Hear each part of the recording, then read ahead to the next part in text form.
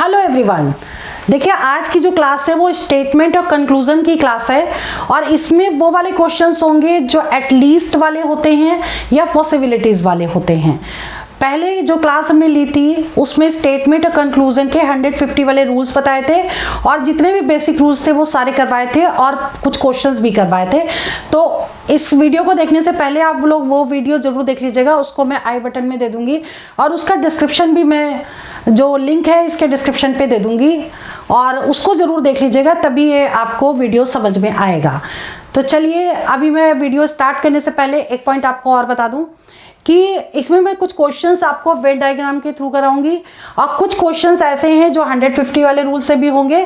तो आप कैसे किस में अप्लाई होगा वेन डायग्राम और किस तरह के क्वेश्चन को 150 वाले रूल से करना है, ये सारी चीजें मैं इस वीडियो में एक्सप्लेन करने वाली हूँ।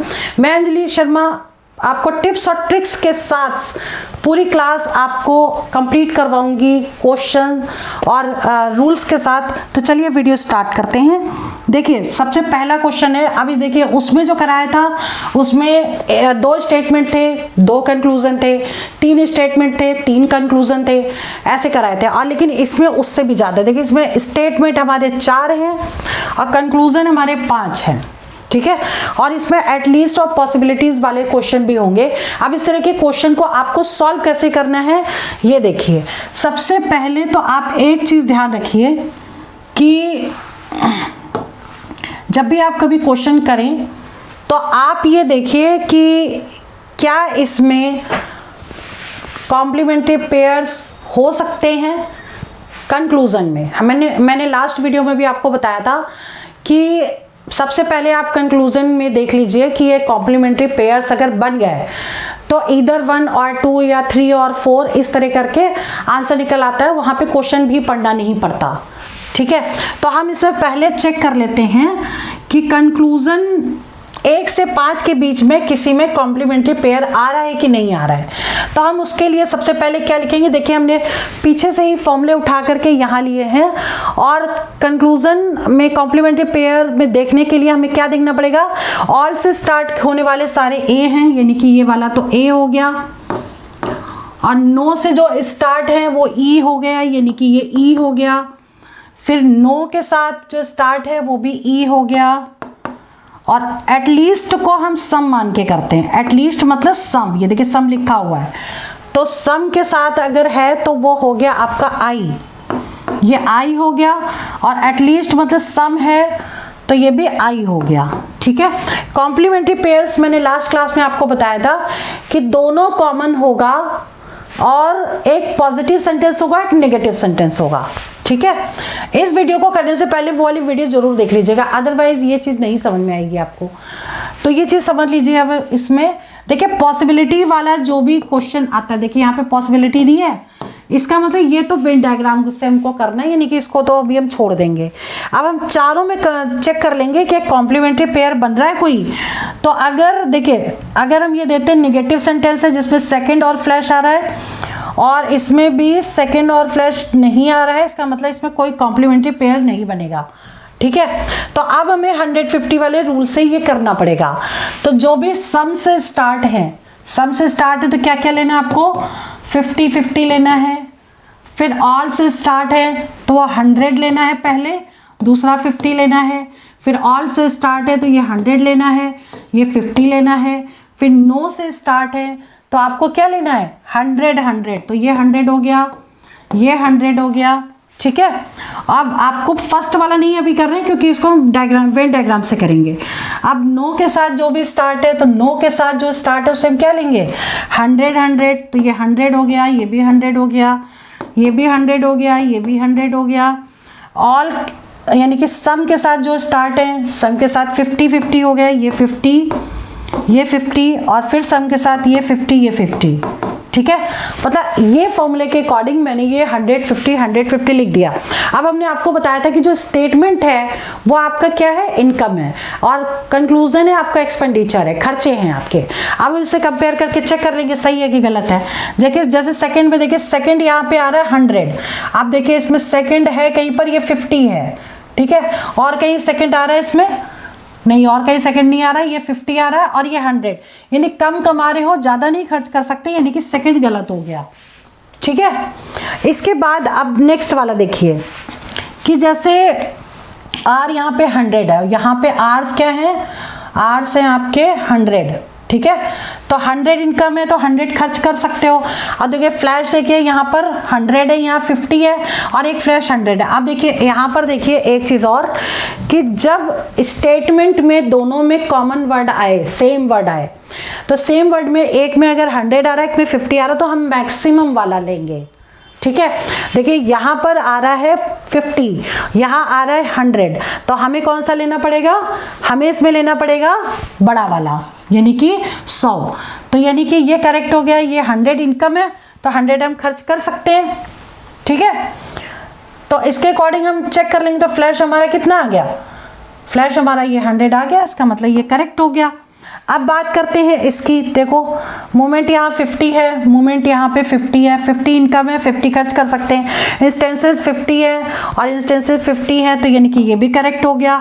इसके बाद बात करते हैं, देखिए यहाँ पे सेकंड 50 है, सेकंड 50 है, तो ये भी करेक्ट है, इंस्टेंसेस ये भी करेक्ट है, यानी ये भी करेक्ट हो गया, यानी third fourth fifth conclusion correct है। ठीक है, अब हमें क्या चेक करना है कि पॉसिबिलिटी वाला चेक करने के लिए हमें स्टेटमेंट के अकॉर्डिंग वेन डायग्राम बनाना पड़ेगा। वेन डायग्राम कैसे बनाएंगे, वेन डायग्राम को हम यहाँ पर बना लेते हैं। सम मूवमेंट्स आर फ्लैशेस, तो सम का मतलब ऐसे कुछ, ठीक है, ये मूवमेंट्स हो गए, ये फ्लैशेस हो गए।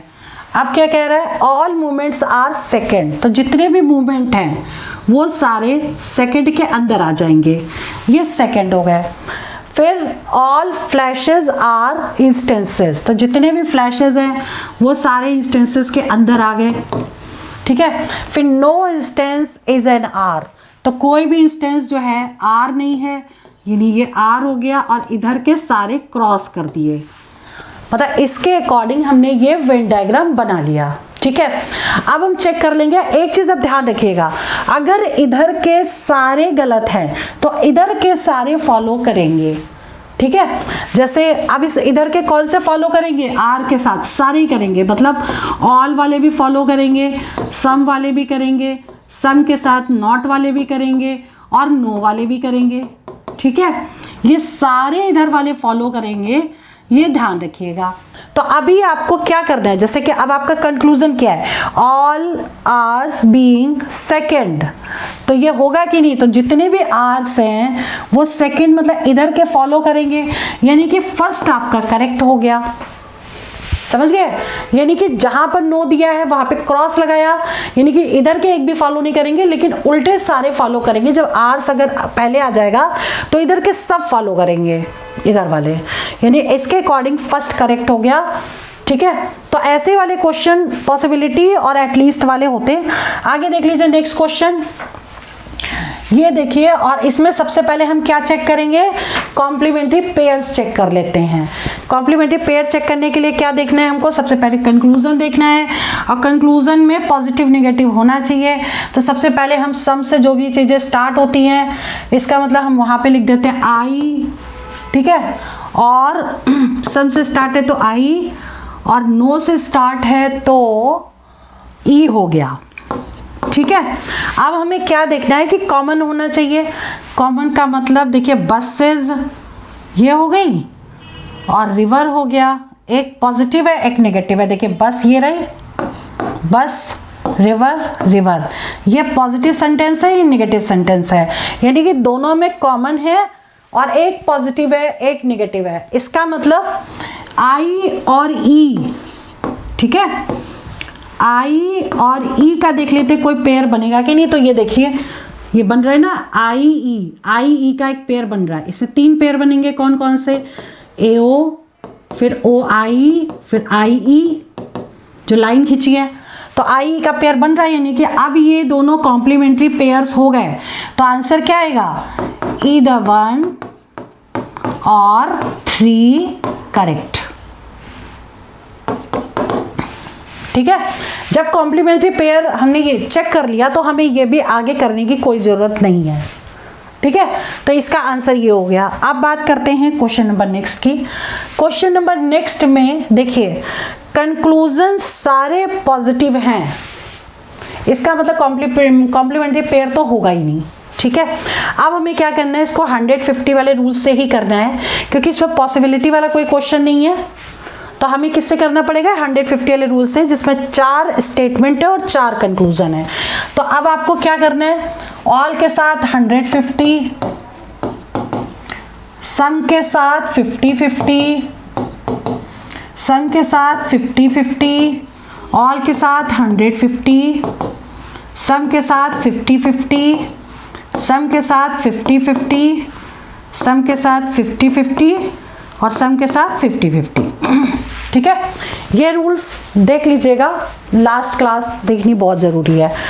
तो ये चीज़ हो गई। अब हम चेक करते जाएंगे, जैसे फर्स्ट हम चेक कर रहे हैं, तो फर्स्ट में स्टिक्स जो हैं, स्टिक्स कहाँ है आपकी, 50 है, 50 है, जेम्स 50 है और इसमें जेम्स 50 है।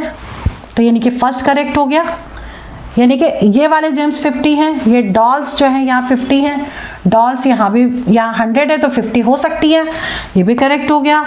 फिर सम स्टिक्स आर डॉल्स, तो स्टिक्स यहाँ 50 है, स्टिक्स यहाँ पर 50 है, यहाँ भी डॉल 50 है और 100 डॉल है, तो ये भी करेक्ट है। और सम टॉयज आर डॉल्स, तो सम टॉयज देखिए यहाँ पे 50 है तो 50 और ये, तो ये भी करेक्ट हो गया आपका, यानी कि चारों फॉलो करेंगे, चारों करेक्ट हो गए। ठीक है, तो आज की जो क्लास थी उसमें मैंने आपको पॉसिबिलिटी वाले क्वेश्चन और आपको एटलीस्ट वाले क्वेश्चंस भी करा दिए और ज़्यादा स्टेटमेंट वाले क्वेश्चन भी कराए, जैसे स्टेटमेंट भी 4 या 5 थी और कंक्लूजन भी 4 या 5 थे। फिर भी अगर आपको कोई डाउट होता है तो आप कमेंट जरूर करिए, ताकि इस तरह के क्वेश्चन मैं आपको एज अ प्रैक्टिस भी करवा पाऊँ और बहुत सारे क्वेश्चन आपको एज अ असाइनमेंट के रूप में दे पाऊँ। तो मैं वीडियो यहीं ओवर करती हूँ। All the best for exam, for selection. जय हिंद, जय भारत।